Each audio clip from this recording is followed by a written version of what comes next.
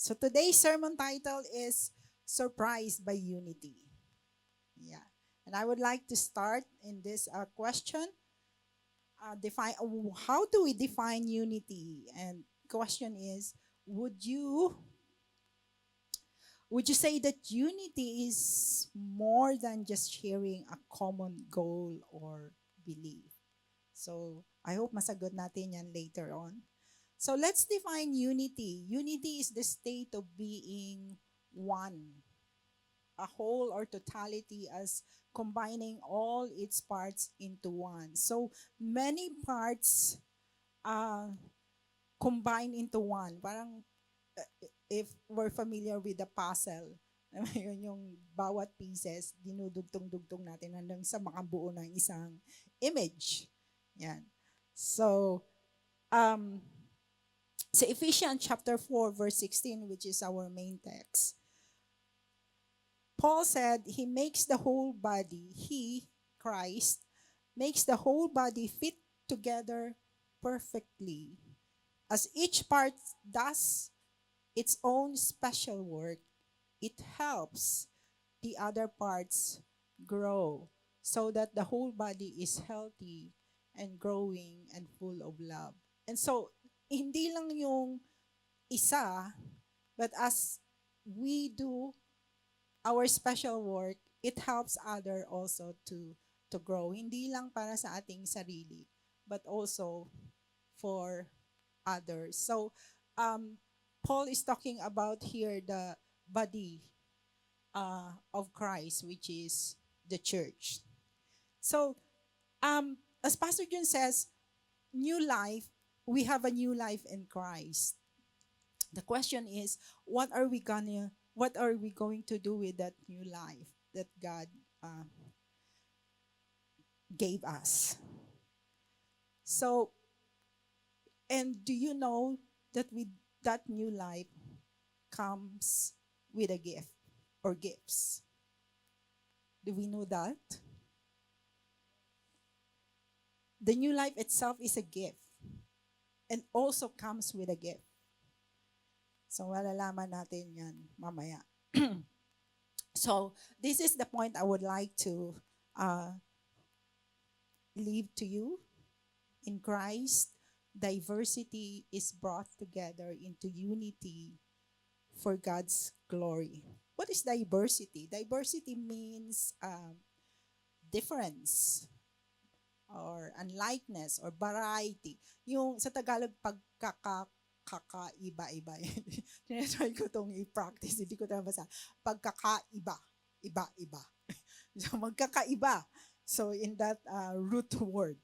So, yung pagkakaiba natin, oftentimes, diversity among us or among groups leads to division. Alam mo yun? Let's say the diversity in ating kanina kasi by technically yung church natin is not just for Filipino kasi meron tayong mga ibang lahi. So more on international. So magkakaiba ng race. So minsan may barrier yung language. May barrier yung mga kultura. So but even if we're all Filipinos, still uh, yung ating pinanggalingan ay iba-iba. Do you know that how many regions in the Philippines? The Philippines has how many regions? Nagtanong ako kanina umaga, walang nakasagot. So, so para magising kayo. 17 regions and each region has its own culture. May sariling kultura, may sariling tradisyon, may sariling language, dialect. Uh, may sariling, like, alam mo yung may mga ways na pagluto ng isang ganitong meal ay may sarili silang paraan ng pagluluto.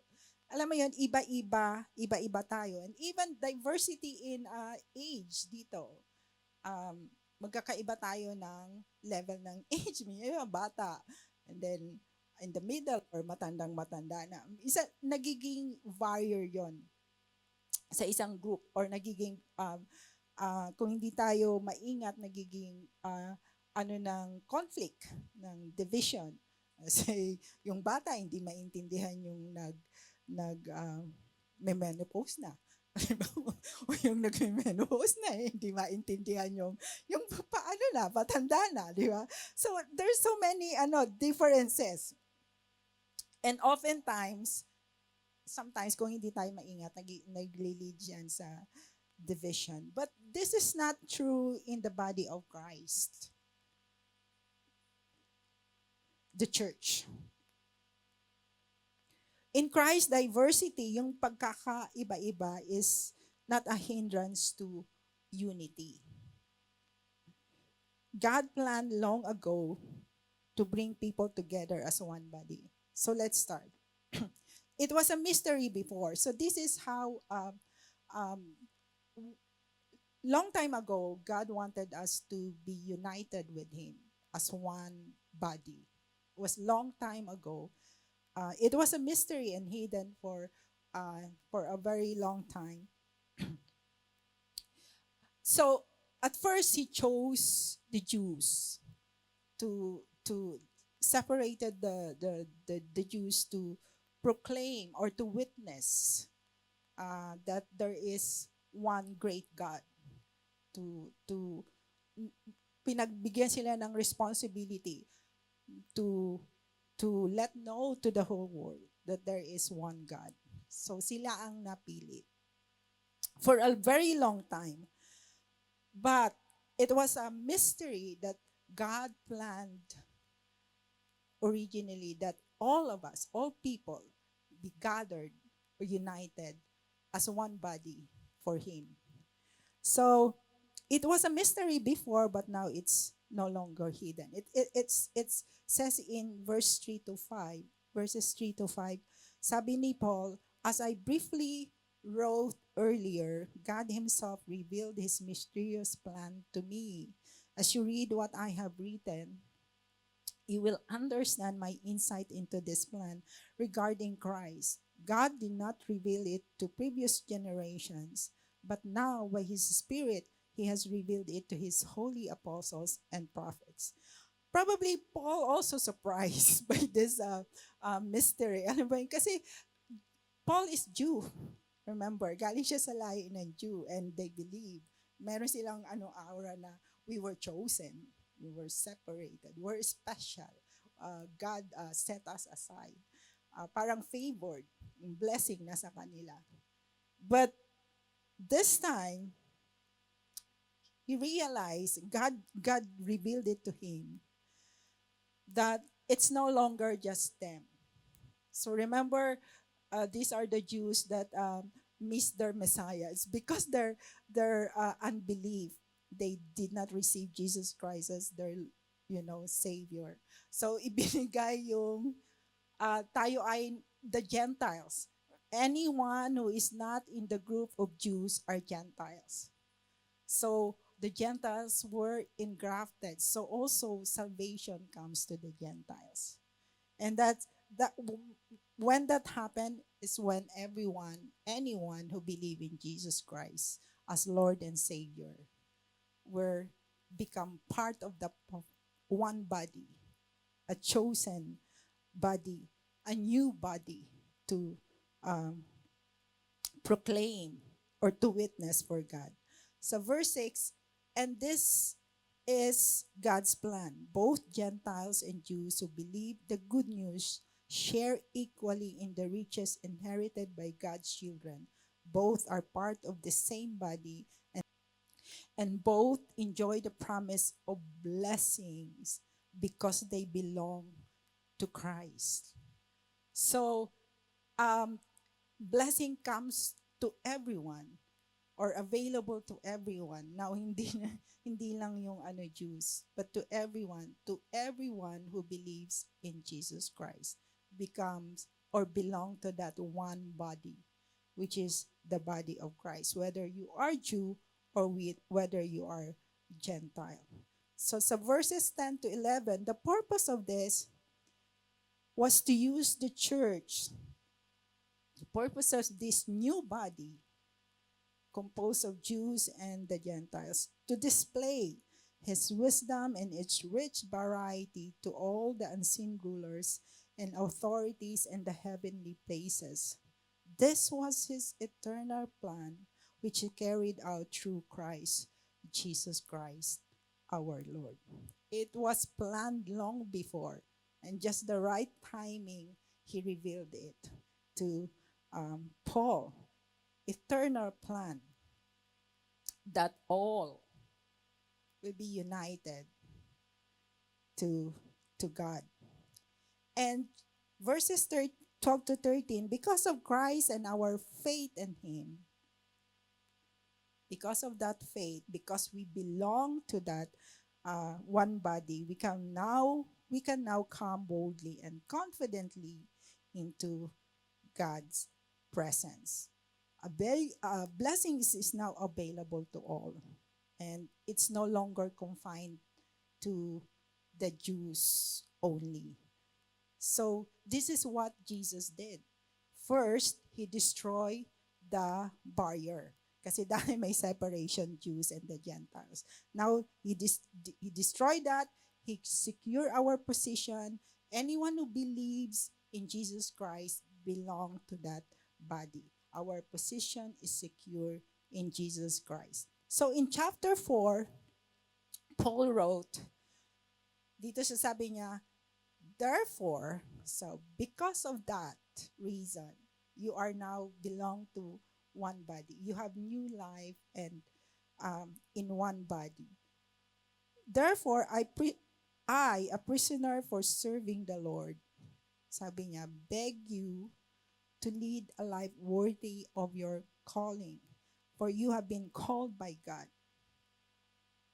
So, because of that um, belonging or unity with God, calling to be united with God, sabi niya, we should lead a life worthy of our calling. How? Always be humble and gentle. Be patient with each other, making allowance for each other's fault because of your love. If we do this, we promote the unity. Kasi it's so easy na dahil sa pagkakaiba-iba natin, yung selfishness natin, alam mo yun, maging barrier to this unity, one body. So we are called to be united in unison, as one body.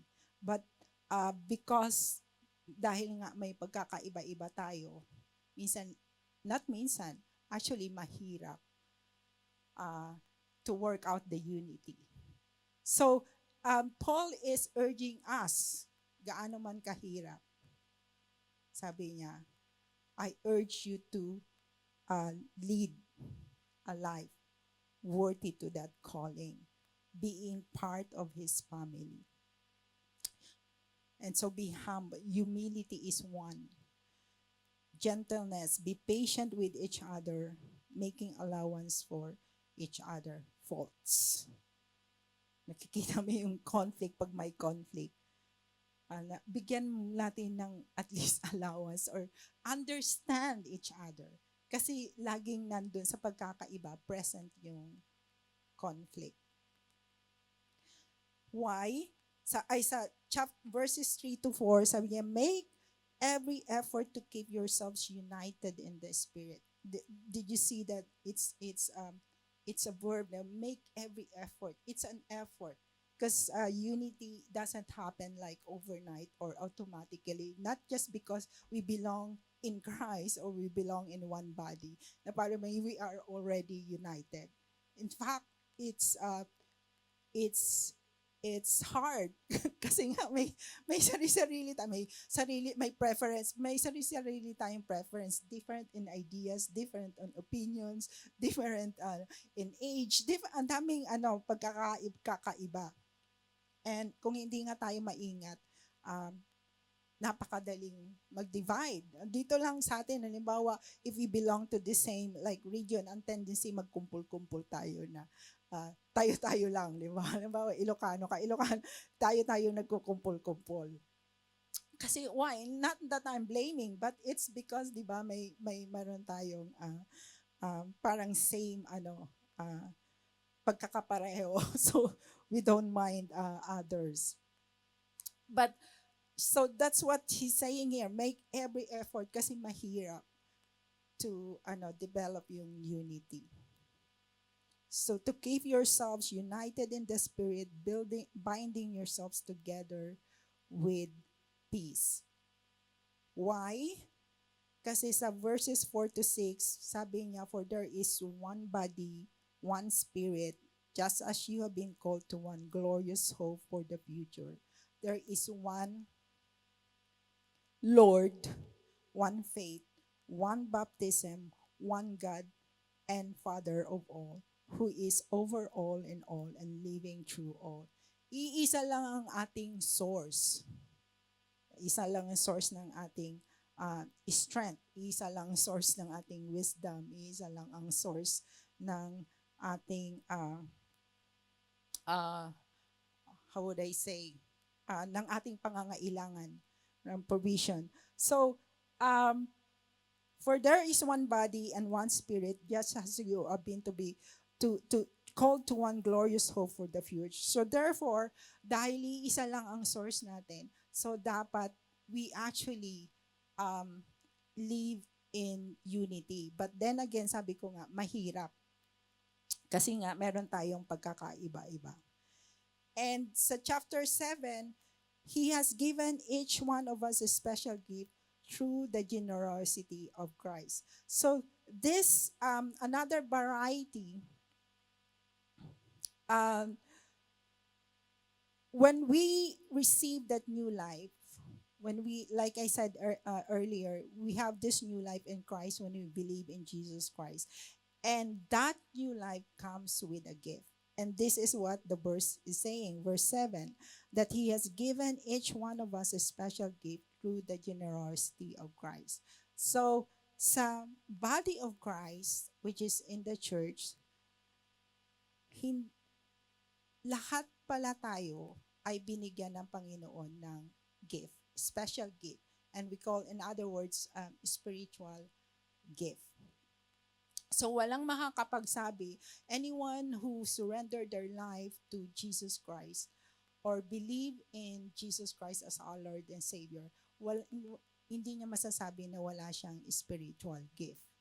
It's very clear in this verse 7, that He has given each one of us a special gift through the generosity of Christ. And that special gift is a spiritual gift. What is a spiritual gift?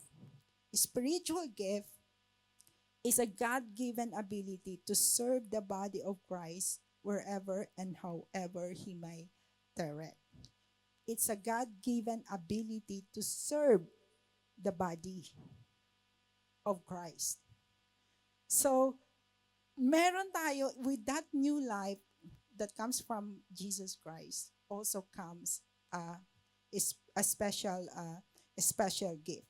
Now, do not be mistaken that a spiritual gift is also natural talent, or alam mo yung natural na talento. Alam mo yung natural na talento is yung maliit ka pa lang nakikita na. yung maliit ka pa lang, meron ka ng skill na ang lakas mong kumain. No, just kidding. Yung maliit ka pa lang, ang ganda mo lang sumayaw. Maliit ka pa lang, ang ganda na ng boses mo. Walang pasubali. That's natural gift. By birth na ano pa bang mga skills? Ano bang mga talent na meron tayo? Like, magaling ka magsulat. Magaling ka mag-drawing. Okay. So that's all those are natural talent. God-given. God-given natural talent. But even if you have natural talent, that doesn't mean that can be used for the service of God. Kasi, remember na ang spiritual gift comes when we surrender our life to Jesus Christ. So, kahit na meron tayong natural talent, possible na pwede hindi natin gamitin for the service of God. Maybe for the service of like mankind or for the world to see. Yeah. So it doesn't follow na meron kang natural talent that could be used for the service of God because it's only God who give spiritual gift. And spiritual gift is ability, God-given ability for the service of God. And God is the one who decide kung ano yung ibibigay sa ating spiritual gift. Okay? So galing dyan. So the difference is, natural is given by God, yes, but through our parents, given at birth to benefit mankind generally. Spiritual gift is given by God, but independent of parents. Given at conversion, meaning when we were born again, to benefit the body of Christ, particularly. Why did I say, well, some of the scholars actually, I probably agree, that that spiritual gift is given at conversion. Conversion means when we accept Jesus Christ as our Lord and Savior. But because of that verse also, sabi sa verse 7, He has given each one of us a special gift through the generosity of Christ. So why at the conversion? Because it's only when we surrendered our life to Jesus Christ, we have this new life. And the Holy Spirit resides in us. It's the Holy Spirit, the new life, comes to us. So, sabi ni Paul, each one of us has. So when we receive Jesus Christ as our Lord and Savior, the Holy Spirit resides in us. And I believe not only the new life, but also spiritual gift. We receive spiritual gift. Now, pwedeng hindi natin pa nadidiscover or pwedeng hindi pa nadidevelop. But He's given us, each one of us, a special task or special gift. So, hindi natin masasabi na wala akong may isi-share sa church. Wala akong ano mo yun, magagawa. It also says that walang maliit o malaki. Remember, each one of us, binigyan tayo. So at the decision, at the will of the Holy Spirit. Spiritual gifts are distributed by the Holy Spirit at will, at His will, kung ano yung gusto niyang ibigay sa atin. It's given at our conversion and distributed to all believers. Kaya nga sabi ko, if we are believer in Christ, hindi pwede nating sabihin na wala tayong gift. And distributed by Jesus Christ, the ascended Christ. Why ascended? Reason ascended Christ. Because in verse 8, it says that is why the scriptures say, when He ascended to the heights, He led a crowd of captives and gave gifts to His people. Paul is referring, this verse is actually the Psalm 68:18. So this verse picturing Christ like a conqueror marching to the gates and taking tribute from the fallen city. So Paul uses this illustration picturing Christ to teach that Christ in His crucifixion and resurrection was victorious over Satan or victorious over sin. So He is the one, He ascended to heaven and He gave gifts to the church. Remember Acts?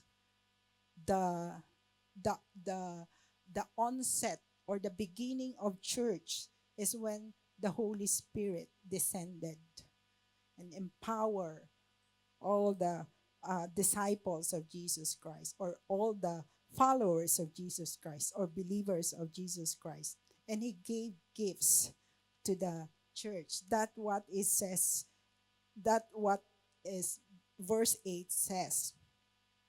It's picturing Jesus Christ as a conqueror, conquered sin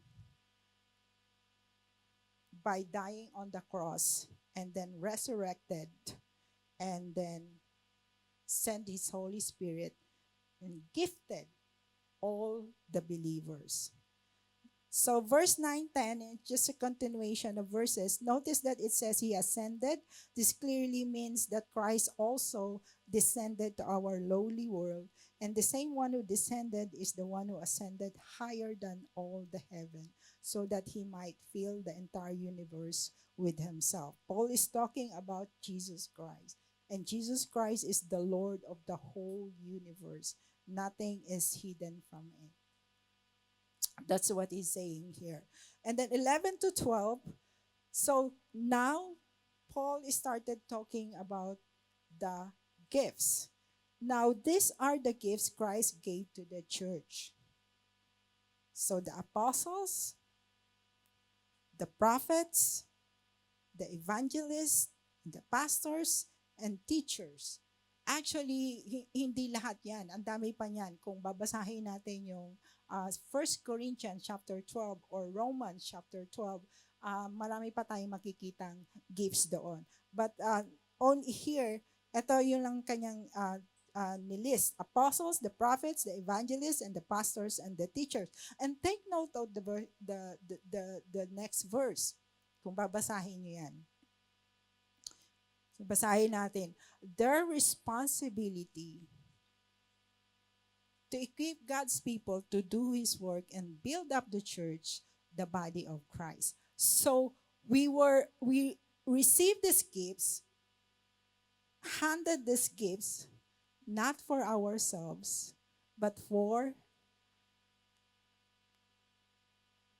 the body of Christ, to build up the church, the body of Christ. So, the Holy Spirit empower us for a responsibility to do. So, naalala ko kanina binanggit ko yung yung one-liner sa sa Spider-Man movie. Sabi niya, with great power comes great responsibility. Ganun din tayo, in-empower tayo ng Panginoon.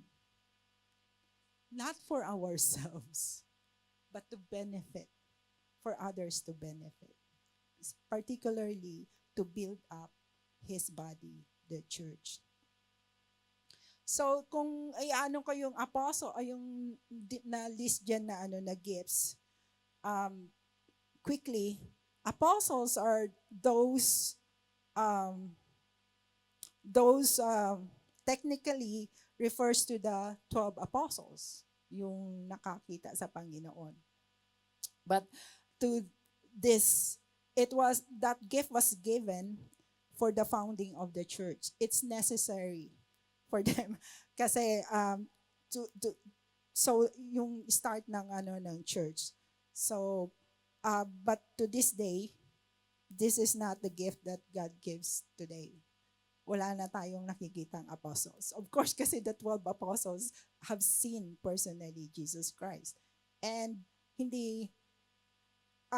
ang ministry ni Jesus Christ is, the ministry right now in our age is the Holy Spirit, the ministry of the Holy Spirit. Except, of course, in sa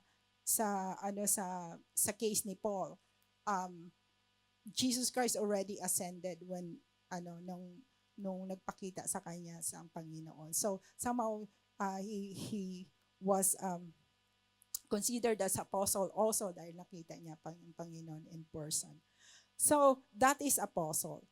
Ang prophets or prophecy in general, in technical terms, technically a prophet was not only able to proclaim God's message, but he also was able to predict the future. Ito rin hindi na available, hindi na natin nakikita these days. Kasi remember, matindi ang responsibility nito. Because the prophets, all his messages whether proclaiming or predicting, came from God directly through special revelation. So in our days, everything has been revealed already. Meron na tayong revelation. So pag binasa mo ang revelation, you will know what will happen in the future. Everything has been revealed. So nothing, wala nang mystery. So this gift is also used for the founding of the church. But now it's unnecessary. Wala nang nagpe-predict na what will happen in future. Kasi nga ang tindi ng responsibility. It should become directly from God. Next is evangelist or evangelism. This ability to proclaim the gospel message exceptionally with clarity. Kung kilala niyo si Billy Graham, he's one of the best example of gifted as a evangelist. Alam mo, kung nire-review ko yung kanyang mga preaching, actually, napaka-simple. But it's so powerful. Sa isang stadium, ilan yung pila-pila yung accept Jesus Christ. Why is that Graham is special? But it's only because by the grace of God. It's not even, said in a, eloquent, method of preaching. Very simple, but it's powerful. Why? Because of the gift of God. It comes from God. So, another one is pastor. Sabi niya, this ability, if you have the gift of pastoring, you have the ability to shepherd or provide or care for and protect God's people. This nakikita natin in our days. So maraming pastor na merong church na inaalaga or how would I say, congregation na hinahawakan. Teachers also. Teachers is the ability to explain God's truth to people, and it can be done privately or pwedeng in pulpit or in public. So if we can explain God's truth to people clearly, then we have a gift of teaching. It's also sometimes yung pastor and teacher have this thing. Parang isang tao, merong gift of pastoring, merong gift of teaching. So, and other teaching and other gifts. Inano ko lang, pero hindi po ito ang focus ko.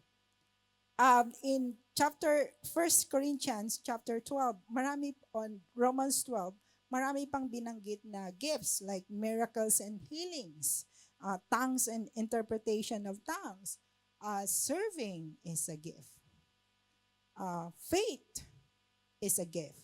Exhortation is a gift. Distinguishing spirits, even showing mercy is a gift. You are merciful. It's also a gift from God. God empowers us to, be merciful. Giving is a gift. This too is not really, alam mo yon, mahirap gawin. Kasi we're so selfish minsan. So giving is really hard. So that's why it's a gift. It's a gift from God. And if we have this gift, very easy for us to give way, to give in terms of financial. Administration is a gift. Wisdom and knowledge is a gift. My point is, we all have gifts. Probably isa, dalawa, tatlo. Ito po ay hindi pwedeng zero ang isang believer. Meron tayong lahat ng gift. And it's variety. Hindi siya pare-pareho. At hindi rin pwede na ang isang tao, mind you, na isang tao lahat meron siyang gifts of all of this. I don't know, 15 yata, 15 gifts na nandun lahat sa isang tao. Why? Kasi sabi ko kaninang umaga, kung sa isang tao nandun lahat ng gift, hindi mo na kailangan yung katabi mo. That's how the body of Christ works. We need each other. Kasi yung gift mo, probably wala sa akin. Yung gift ko, wala sa iyo. So kailangan, magandang illustration to na in-illustrate sa ibang chapter, in-illustrate yung katawan, di ba? Na lahat ng parte ng katawan ay kailangan. Hindi pwedeng walang gamit. Let's say, gusto kong makapunta sa dun sa mall, kailangan ko yung paa. Kung wala akong paa, hindi ako makakarating doon. So, kung wala akong mata, paano ako makakalakad din? Wala akong makita. So that's how it works in the body of Christ. So I believe na hindi pwedeng ang isang tao nandun lahat ang gift. Kasi otherwise, hindi mo na nga kakailanganin yung katabi mo. So that's why yung diversity is a good thing actually in the church. Kaya lang, wag lang tayong masway or ma-focus dun sa pagkakaiba-iba natin that we cannot promote unity anymore in the body of church. Kasi it only pagka pinairal natin yung selfishness natin na halimbawa, I'm gifted in this way, so we sometimes nagiging boastful tayo na yung agenda ko, yun lang yung gusto kong mangyari or uh, ako lang ang masusunod or ano. So, yung fruit ng selfishness. So, nagiging yung pagkakaiba-iba natin, kung na-focus tayo sa ating selfishness, sa ating self-centered tayo, nagiging cause siya ng division. So sa verse 13, sabi ni Paul, this will continue until we all come to such unity, these gifts, in our faith and knowledge of God's Son, that we will be mature in the Lord, measuring up to the full and complete standard of Christ. So that, verses 14 to 15, then we will no longer be immature like children. We won't be tossed and blown about by every wind of new teaching. We will not be influenced when people try to trick us with lies so clever they sound like the truth. Instead, we will speak the truth in love, growing in every way more and more like Christ, who is the head of his body, the church. He makes the whole body fit together perfectly as each part does its own special work. It helps the other parts grow so that the whole body is healthy and growing and full of love. So, yung ating mga variety of gifts, as we do our part and not the parts of others, kasi ang tendency natin, tingnan natin yung iba. As we do faithfully our part, it helps the others' part grows. So the whole body becomes healthy. When is the body becomes unhealthy? Is when we, alam mo yon, yung wala tayong gift sa isang bagay, ipinipilit natin yung ang ating gusto, ang ating selfish agenda, selfish ambition, selfish, whatever selfishness. So, it's very important na malaman natin, ma-discover natin, ma-develop natin yung ating gifts or giftings para magamit natin ng maayos sa body. But, another thing is yung ating attitude towards the gift. Minsan, yun nga, yung ating self-centeredness nagiging barrier para alam mo yun, maayos yung ating unity, fit together. So it becomes unhealthy pagka tayo ay pinipilit natin yung ating gusto na hindi naman yun ang gift natin. So I hope na meron tayong time or at least teaching na maano natin kung paano natin madidiscover at madidevelop yung uh, ating mga giftings. So siguro nag-iisip kayo, ano ang gift ko? Well, how we can discover and develop giftings. So make yourself available. Hindi pwede nating sabihin, remember na lahat tayo ay gifted. Lahat tayo may gift. So paano natin ma-develop, ma-discover yan? Make yourself available in the body of Christ. Try everything. And if you see it doesn't work, then just leave from that. Kasi ang importante, makita natin that the body is being edified. Na-edify yung body. So kung hindi na-edify ang body sa ginagawa natin, maybe that's not our gift. So naano niyo yung variety. So in the church, in the body of Christ, it's not negative. It's yung diversity. We tend to see it as a negative thing. But in the church, diversity is a good thing. As long as ang ating aim, actually, and which is the very important, is to build others and not only for our interest. Kasi when we have gifting, minsan for our own interest, yung pagiging selfishness.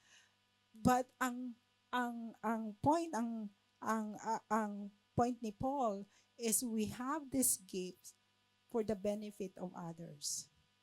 How is that change our perspective sa church? Kung ang ating isip ay paano ko ba maibi-build up itong katabi ko? And not ano ba mangyayari? Ano ba not my selfish ambition. I don't know kung I hope clearly say it na minsan kasi na-focus tayo sa sarili natin na yung gusto nating mangyari, yun ang gusto ipipilit natin. So, but the other way around, you have that gift to build others, not for yourself. And hindi natin nakikita yan madalas.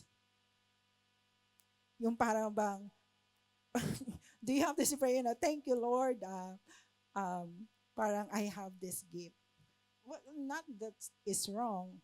Be thankful, grateful for our gifts, but not for ourselves. Kasi minsan, it's a benefit na yung pag we have this gift na, alam mo yun yung joy of serving the Lord. Serving the Lord, joy. Let's say, ang gift mo ay giving. When you give, kasama yung joy, di ba? Nararanasan sa mga may gift of giving diyan. There's cheerful giving, may joy. But remember, it's so easy to forget that you have that gift for the church and not for yourself. Parang minsan, ay, ang galing ko, nakakapagbigay ako. A giver ako, ganyan. Binigyan ako ng Panginoon ng gift of giving, so giver ako sa church, malaki ang naibibigay ko. And there's something, kung hindi tayo maingat, nagiging boastful tayo. Easy to forget na binigay yun sa atin na Panginoon para sa building up ng church. To build up His church. So, ang OPM ko, in Christ, diversity is brought together into unity for God's glory. Maganda yung pagkakaiba. Kung hindi tayo magiging selfish, that is being brought together to have this unity. The problem is, mahirap ang unity sa isang group or particularly sa church, is itong diversity nagiging barrier or nagiging hindrance siya kasi nga nakafocus tayo sa ating sarili and not the responsibility. The responsibility is to build up others. That is so easy to forget. I myself, minsan nakakalimutan ko. Ginagawa ko ang bagay na to build up others. It's so easy to be, yung sa sarili mo lang. Magde-decide ako dahil ito yung gusto ko. Dahil ito yung komportable ako. Ito yung gagawin ko dahil dito ako komportable. But that is not in the case of the body of Christ. We all have this variety. He has given us ability to serve Him for the edification or for the glory of His name. So I hope hindi natin makalimutan yun. So with that in mind, mas maganda siguro yung resulta as we serve the Lord. So kung nagko-complain tayo, baka magbago yung perspective natin. I am given this power for a responsibility. And that is to build Christ's body. So in Christ, diversity is brought together into unity for God's glory. I don't know if, but I have this illustration that may be helpful to understand. How do we define the word unity? After all, we hear it all the time. Unity in jobs, unity in our schools, and unity in our church. But what is the implication behind the word? Is it nothing more than a group of people working, learning, or worshiping together, loosely linked by a common goal or belief? Perhaps unity begins as nothing more than an empty cup, a framework created to house something bigger than itself. A vehicle built to contain a combination of ingredients, each with their own special qualities that make them unique, each consisting of elements and properties that make it perfectly suited to fulfill its purpose. Together, each piece makes its own valuable contribution, regardless of its use as a singular item. Individually, each element is by no means worthless. But when combined together by the hands of a skilled creator, they become something wonderful. A delicious blend of unity. Yeah, why don't we start with this new life? Yung, parang kanina sinabi niya sa illustration na, why don't we start as an empty vessel that Holy Spirit will fill in? That vessel, the Holy Spirit will fill in His power, His work, and then to create this, perfect unity. Yung bang walang laman yung ating this new life, walang laman except wala na yung ating selfishness. Kumpara with the new life, parang hinubad mo yung selfishness mo, yung self mo, and so we allow the Holy Spirit to fill in us. And so as the Holy Spirit works this vessel, so we can produce like a perfect unity. So in unity, actually, Christ is the center. It's very important. Like the coffee, how to create this perfect coffee. The bitterness of the coffee combined with the sweetness of sugar and the creamier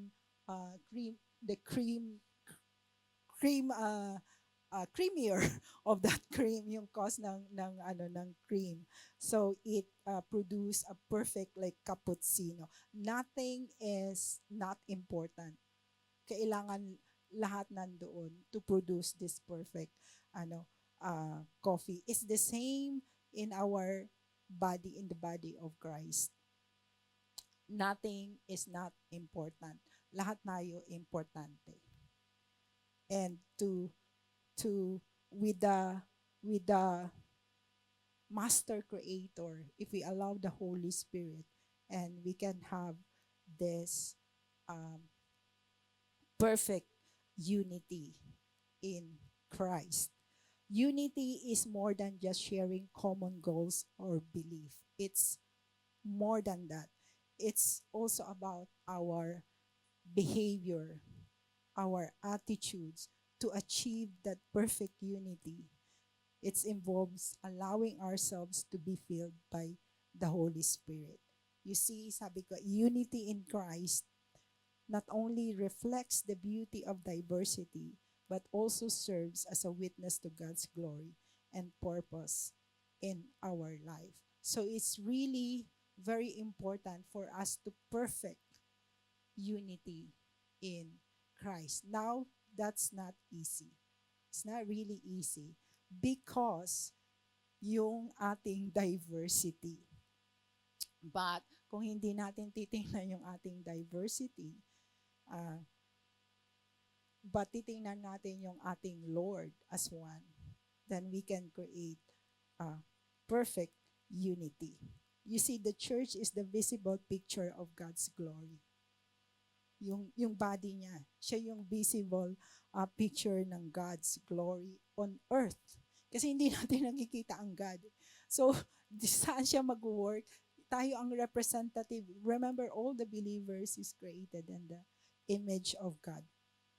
So, if we are not living in unity in the church, we are not living with each other. We are not creating a faithful picture of who God is. Hindi makita ng iba kung ano yung God. Kasi within His body, there is a division. There's no unity. Remember sa John 13:35, it says, "By this, everyone will know that you are my disciples if you love one another." So it's the love of Christ that binds us.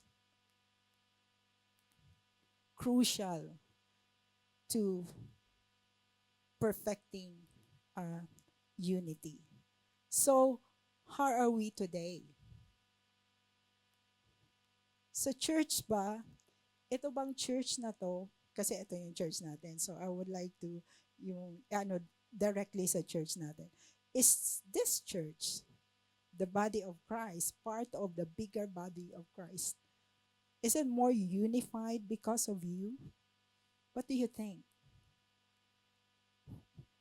Nakaka-add ba tayo sa unity ng church? That's a challenge or at least question to you. What can you do to build up the body of Christ? If we know now that we are gifted and that gifts is to build the body of Christ and not for ourselves, what can we do to build up others? It's a good thing to think about. So, application. Because I said, unity is not easy. It doesn't happen automatically. So this is my application, that for each one of us to work hard for a harmonious relationship. Remember yung word ni Paul? Make every effort. Make every effort to make allowance to us, each other fault. Make every effort to be patient, understand. Saan ba, ano bang pinanggagalingan nitong kasama ko at ganito yung attitude or behavior or because like in verse 1 to 2, uulitin ko lang, sabi ni Paul, to lead a life worthy of your calling, for you have been called by God.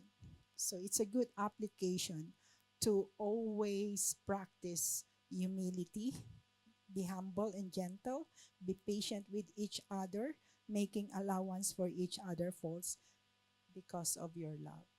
And then doing this as it continue, as we strive to, as we persevere to do this, we all come to maturity. Kasi ang ginagawa natin, we're building up each and every one and not just ourselves. Tinutulungan natin yung bawat isa to mature in faith. So harmonious relationships, whether dito sa church, whether in our home, it doesn't or do not happen automatically or effortlessly. Kailangan may effort to for us to live in harmony, to stay in harmony. May effort, hindi siya yung automatic. So it's a continuous work. It's a continuous work. So I hope we in this challenge we ano ba yun, come together to achieve this uh, unity. Kasi remember, it's the visible picture. If we're living in unity, we are the visible picture of God's glory. So let not, alam mo, yung uniqueness natin of being individual become a barrier, nor our differences be divisive in fulfilling God's purposes for each one in Christ for His glory. Wag sanang yung ano, alam mo yun, yung sarili natin or yung mga differences natin maging barrier to achieve that unity. So, let's accept and appreciate one another different gift. Sometimes we tend to look down others kasi yan lang yung gift mo. Yan lang yung ginagawa mo. Remember na walang maliit malaki. Lahat gifted and given by God at His will. So, yan ang binigay sa iyo kasi yun yung hinihingi ng Panginoon sa atin. Siya yung nakakakita kung ano ang kinakailangan. So, He gifted us at His will. So, whatever sana makita natin, ma-accept natin, ma-appreciate natin. Appreciation is very important. To appreciate each other's gifts. So remember, in Christ, diversity is brought together into unity for God's glory. God bless you all.